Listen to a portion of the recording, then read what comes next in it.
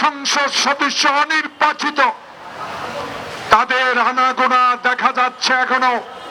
যারা হাজার কোটি টাকা লুট করে বাংলাদেশে বিদ্যুৎ খাতে দুর্নীতি করেছে, সড়ক বিভাগে দুর্নীতি করেছে, যারা বিচার বিভাগকে আইনের শাসন প্রতিষ্ঠা করার সুযোগে দেয় নাই, সেই সকল অনির্বাচিত সংসদ সদস্যদের কিছু আনাগোনা জনগণ দেখতে পাচ্ছে।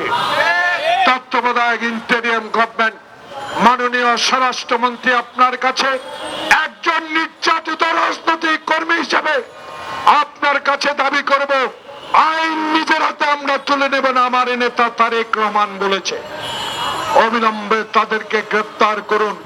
তাদের কাছে হাজার হাজার কোটি টাকার ডলার এখনো বাসায় আছে। ঘরে ঘরে তল্লাশি করে, লিস্ট তৈরি করে এই বিগত নির্বাচনের 300 এমপি, তাদের বাড়িতে এখনো হাজার কোটি টাকার ডলার পাবে।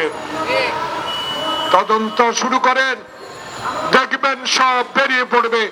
তাই আপনাকে সহযোগিতা করার জন্য আমরা প্রস্তুত।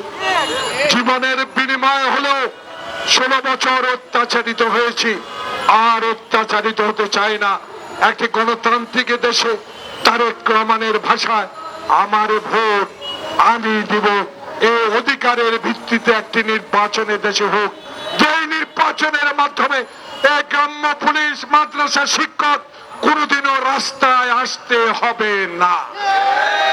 আপনাকে সার্বজনীন সহযোগিতার আশ্বাস দিয়ে আজকে যারা এই আয়োজন করেছেন, শেখ হাসিনার বিচারের দাবি করে আমার বক্তব্য শেষ করছি।